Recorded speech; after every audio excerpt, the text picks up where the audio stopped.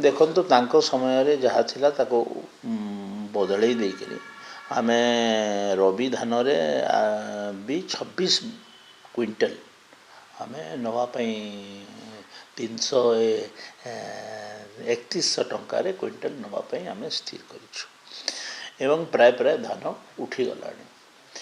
ଯେଉଁଟା ସେମାନେ ଆଗରୁ 18 ବସ୍ତା କରିଥିଲେ ଆମେ ସେଟାକୁ ଏବେ ଏଇ ଯେଉଁ ମାନେ ରବି ଫସଲ ପାଇଁ ସେଟା ଆମେ 26 ବସ୍ତା କରିଛୁ ଆଉ ଧାନ ପ୍ରାୟ ଉଠିଗଲାଣି।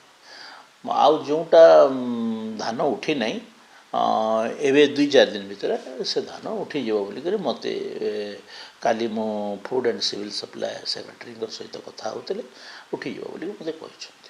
ଦେଖନ୍ତୁ ଏଇସବୁ ସିଷ୍ଟମ୍ କିଏ ଆରମ୍ଭ କଲା? ଏସବୁ ସିଷ୍ଟମ୍ ଆରମ୍ଭ କରିଥିଲା ବିଜେଡ଼ି। ଏତେ ବସ୍ତା ଧାନ ବିକ୍ରି କରିପାରିବ ସରକାର ତ ଯେତେବେଳେ ଗ୍ରୀନ୍ ରେଭଲ୍ୟୁସନ୍ ସମୟରେ ସରକାର ମିନିମମ୍ ସପୋର୍ଟ ପ୍ରାଇସ୍ ଘୋଷଣା କଲେ। ମିନିମମ୍ ସବୁ ତମେ ଚାଷ କର ତାର ରେଟ୍ର ଗ୍ୟାରେଣ୍ଟି ଆମେ ଦେବୁ। ଏଇଟା ଗ୍ରୀନ୍ ରେଭଲ୍ୟୁସନ୍ସର ମୂଳ ମନ୍ତ୍ର ଥିଲା। ତ ସେଇଟା ଆଜି ତାକୁ ସେମାନଙ୍କୁ 18 ବସ୍ତା କିଏ କହିଲା? ପ୍ରଥମେ 18 ବସ୍ତା 18 ବସ୍ତା ବିକ୍ରି କରିପାରିବ ଏବଂ ନନ୍ ଇରିଗେଟେଡ଼୍ରେ 22 ବସ୍ତା ଏମିତି ସବୁ ନିୟମ ଗୁଡ଼ାକ କିଏ କଲା? ଏ ନିୟମ ଗୁଡ଼ାକ ତ ବିଜେଡ଼ି ସରକାର କରିଛି। ତ ସେମାନେ ଏଥିରୁ ବର୍ତ୍ତି ଯାଇପାରିବେନି।